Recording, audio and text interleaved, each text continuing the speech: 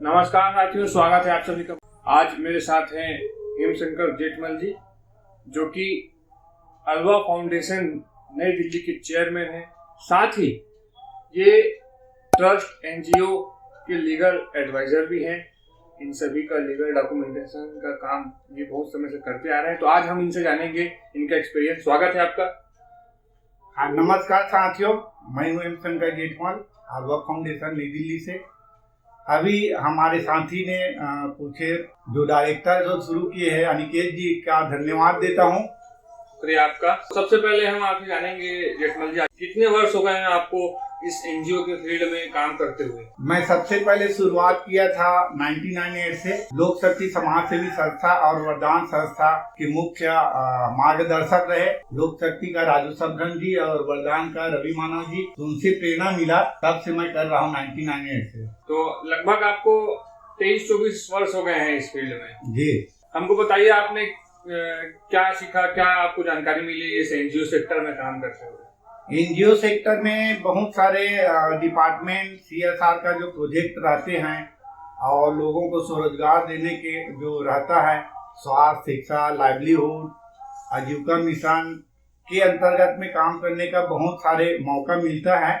और जो बेरोजगारों के लिए कैरियर भी है, क्योंकि ट्रस्ट का एनजीओ ऐसे साधन है जिनको माध्यम से समाज उपयोगी और एमएसडब्ल्यू जो किया रहता है, मास्टर ऑफ सोशल वर्कर में डिप्लोमा, उनके लिए बहुत बड़ी अपॉर्चुनिटी है, एक कैरियर के रूप में माना जाता है। तो आपने छत्तीसगढ़ में ही ये एनजीओ और ट्रस्ट के सेक्टर में काम किया कि और कोई अन्य राज्यों में भी आपने काम किया? मैंने अन्य राज्यों में हरियाणा में भाखरिया जन सेवा ट्रस्ट में काम किया, केयर इंडिया के साथ काम किया, यूनिसेफ के साथ काम किया, अक्षय पात्र फाउंडेशन बेंगलोर वाले के साथ काम किया। और छत्तीसगढ़ में ज़्यादा फोकस कर रहा हूँ, ताकि यहाँ पर NGO society, Chhattisgarh society act अधिनियम के तहत 1,30,000 रजिस्टर्ड है, लेकिन लोगों को जानकारी नहीं है कि फंडिंग कैसे मिलता है और क्या डॉक्यूमेंट होता है। उनके लिए मैं जानकारी देने का काम करता हूँ। जानकारी देने का आप काम कर रहे हैं एनजीओ ट्रस्ट से। थोड़ा सा हमें बताएं, एनजीओ और ट्रस्ट के जो मुख्य कुछ कानून होते हैं उसके बारे में हमको बताएं। एक्चुअल में पहले दिल्ली में पंजीयन होता था।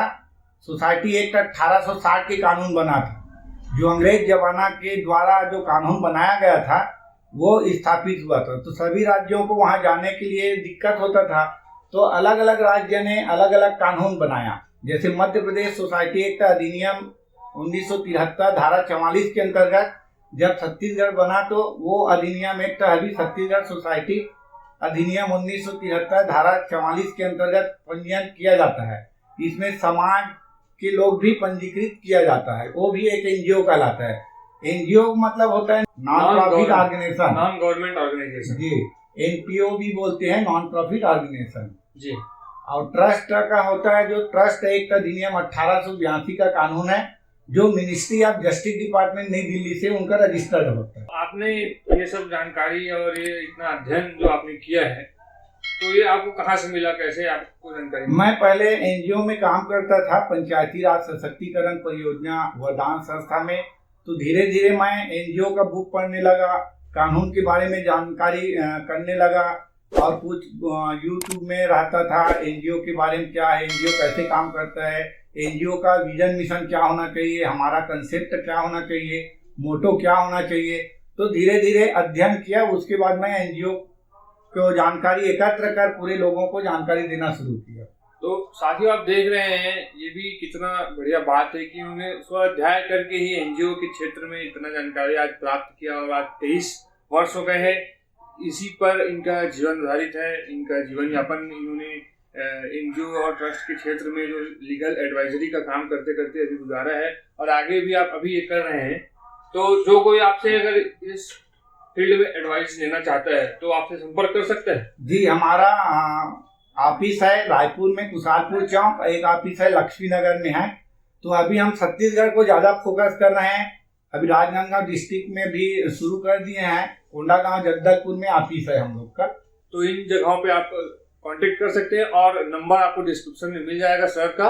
तो एक और सवाल आता है कि अल्वा फाउंडेशन जो बनाए हैं आपने, उसका क्या उद्देश्य है? अल्वा फाउंडेशन की मतलब होता है all voluntary association foundation. Shortcut में है आलवा फाउंडेशन। मतलब आल मतलब सभी प्रकार के स्वैच्छिक संगठन, इंडिया में जितना भी स्वैच्छिक संगठन पंजीकृत है उनका एक लीगल ढंग से कार्य करने का एक मंच है। तो उसके माध्यम से हम छोटे छोटे एनजीओ, क्लब, सोसाइटी, केंद्र, संगठन, समिति, एसोसिएशन के अंतर्गत में वो पूरा एनजीओ के तहत में आता है। तो उनका एक लीगल डॉक्यूमेंट का एक मंच बनाए हैं ताकि उन लोग को हम समय समय पर जानकारी देते रहें और CSR का फंड, गवर्नमेंट का फंड, स्टेट गवर्नमेंट का फंड, सेंट्रल गवर्नमेंट का फंड उन लोग को हम लोग के माध्यम से वहां तक के पहुंच पाए। इसलिए हम लोग ये फाउंडेशन को विधिवत निर्माण किए गए हैं।